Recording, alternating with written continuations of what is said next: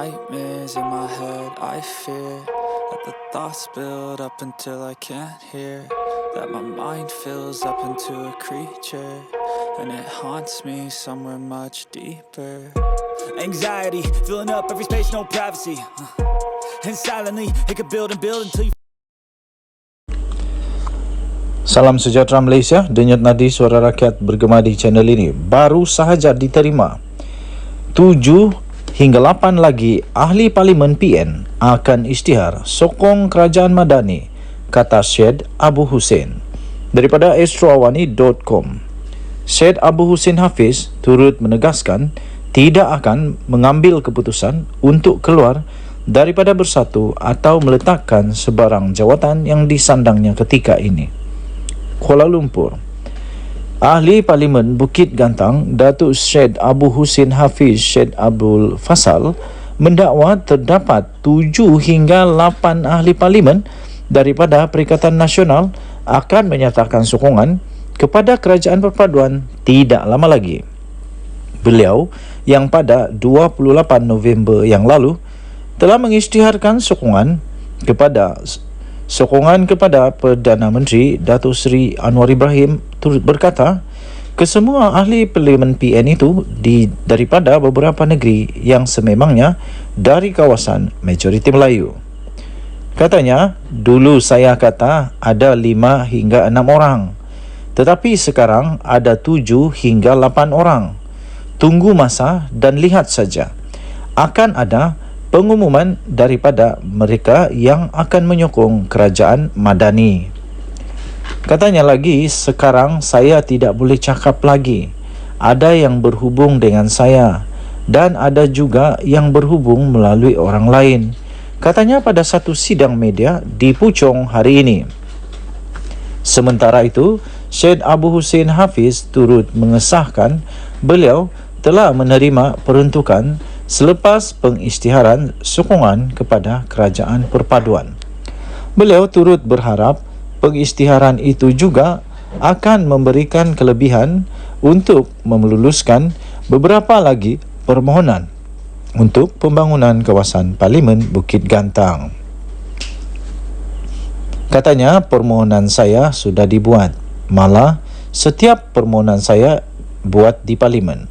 Dan saya sedang follow up permohonan pertama saya, iaitu sekolah menengah khas 70 juta ringgit telah pun diluluskan bergantung kepada proses tender.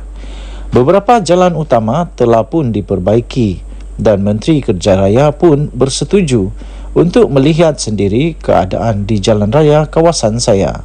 Begitu juga dengan masalah banjir.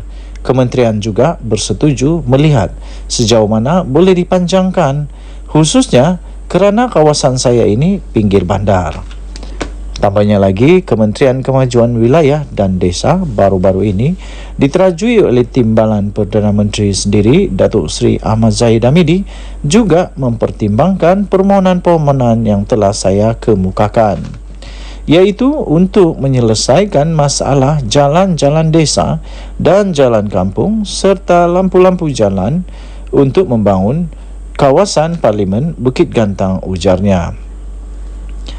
Ada yang mengaibkan tindakan saya menyokong PM, kata YB Bukit Gantang tersebut. Ditanya sama ada beliau telah diambil tindakan oleh Parti Pribumi Bersatu Malaysia Bersatu selepas mengisytiharkan sokongan kepada Kerajaan Perpaduan, Syed Abu Hussein Hafiz berkata masih tiada sebarang tindakan. Katanya lagi, saya masih lagi ahli parti dan belum pun apa-apa tindakan dibuat. Pertama, saya tidak langgar peraturan parti kerana di dalam perlembagaan parti tidak melarang untuk sokongan dibuat. Cuma mungkin kepimpinan akan membawa ke jawatan kuasa disiplin untuk memutuskan apa bentuk tindakan yang boleh diambil. Saya bersedia, ujarnya. Beliau turut menegaskan tidak akan mengambil keputusan untuk keluar daripada Bersatu maupun meletakkan sebarang jawatan yang disandangnya. Denyut nadi suara rakyat bergema di channel ini. Berita ini daripada astroawani.com 11 Disember 2023 bertajuk 7 ke 8 lagi ahli Parlimen PN akan isytihar sokong kerajaan Madani, kata Syed Abu Hussein. Kita jumpa lagi. Selamat malam Malaysia. Bye-bye.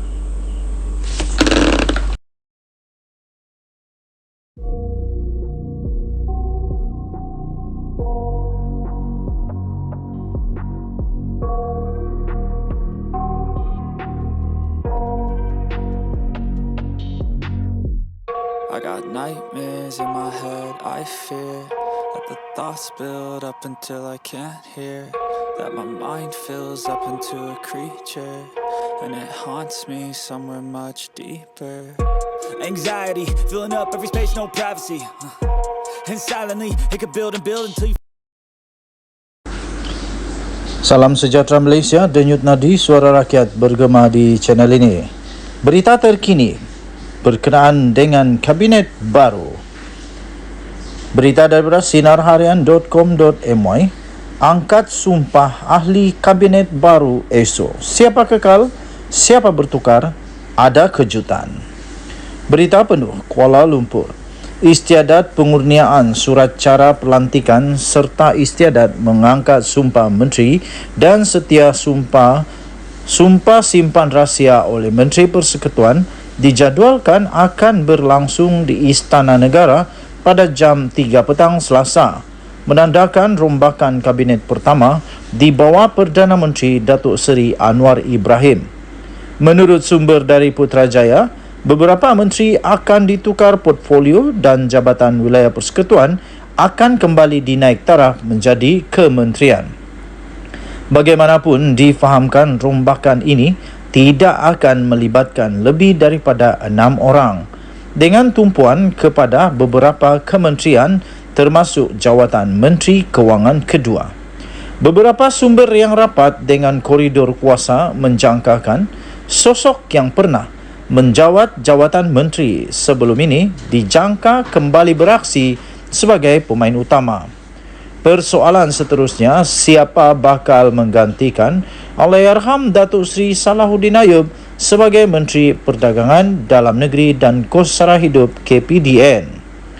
Sumber sama turut memaklumkan mungkin sosok teknokrat bakal diserap ke dalam Kabinet Perpaduan Kerajaan Madani. Sekali lagi, adakah individu tersebut adalah tokoh yang tidak asing dalam arena syarikat berkaitan kerajaan GLC. Selain itu, difahamkan kebanyakan ahli Parlimen UMNO yang pernah, selain itu difahamkan kebanyakan ahli Parlimen UMNO yang menjadi menteri akan terus kekal dengan portfolio kementerian masing-masing. Berita ini daripada Awani diterbitkan semula di sinarharian.com.my. Denyut nadi suara rakyat bergema di channel ini. Jangan lupa tekan butang subscribe, like dan share. Malaysia kita punya, cinta Malaysiaku, kita jaga kita. Bye-bye. Salam sejahtera Malaysia, denyut nadi suara rakyat bergema di channel ini. Saya fikir, sila tinggalkan komen anda. Saya fikir Malaysia akan cepat maju selepas ini. Malaysia akan tidak ada lagi rasuah berleluasa. Kerana apa? Bakal agung kita ke bawah duli Yang Maha Mulia Sultan Johor, Sultan Ibrahim, memberikan perhatian serius baginda kepada masalah besar, kepada penyakit teruk ini. Ini bukan hanya penyakit biasa, ini penyakit kanser tahap 5 ni. Tapi baginda mencadangkan supaya SPRM tidak lagi memberikan laporan kepada Parlimen, tapi baginda mencadangkan supaya SPRM boleh terus membuat laporan kepada Agung untuk kes-kes yang mungkin ada unsur rasuah, kes-kes yang rasuah. Nah, di sanalah Di sanalah kita akan tengok nanti, adakah berani lagi walaun adakah berani lagi mereka-mereka yang selalu tuduh kerajaan kononnya memakai SPRM,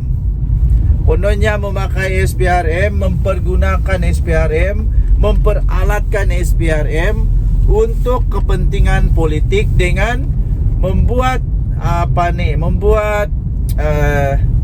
dakwaan terpilih politik. Beranikah lagi lepas ini?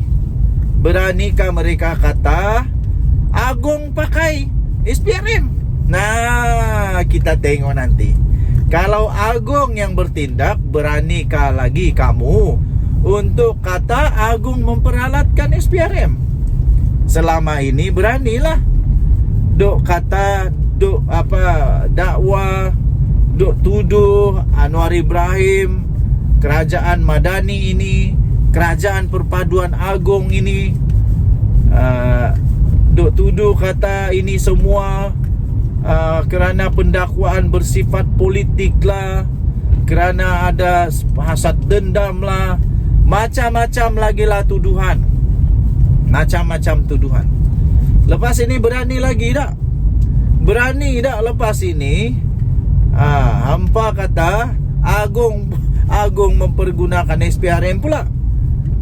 Bila SPRM buat laporan kepada Agong, yang mana Agong ini nanti sudah pun berjanji bahawa baginda akan memburu semua yang ada korup, beranikah lagi untuk anda, untuk kamu yang memang takut sekarang untuk mempersalahkan Agong? Jangan sampai derhaka pula. Jangan sampai derhaka pula. Kita tengoklah. Nah, ini kehebatannya nanti Malaysia kita akan terjadi. Saya fikir Malaysia akan menjadi negara yang amat maju tanpa rasuah. Bayangkan berapa banyak ketirisan yang berlaku kerana rasuah. Bayangkan saja, andai ada projek yang nilainya 100 juta, tapi kerana rasuah, projek itu hanya terpaksa kerana rasuah sana, rasuah sini, sekali siapnya 30 juta aja punya nilai, 70 juta kerana rasuah. Apa yang jadi kepada negara? Tak pandai, ya susahlah mau maju.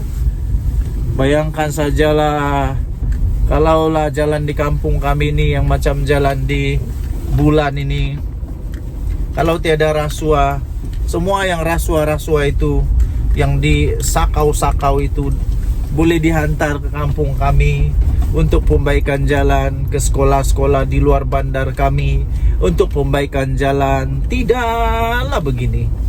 Bayangkan saja berapa banyak pembangunan pendidikan, kesihatan yang kita boleh buat tanpa rasuah. Daulat tuanku, semoga ke bawah duli yang maha mulia Sultan Johor akan menjadi Agong yang hebat, yang pastinya akan menjadi Agong yang dinanti-nantikan. Denyut Nadi, suara rakyat bergema di channel ini. Jangan lupa tekan butang subscribe, like dan share. Bye-bye.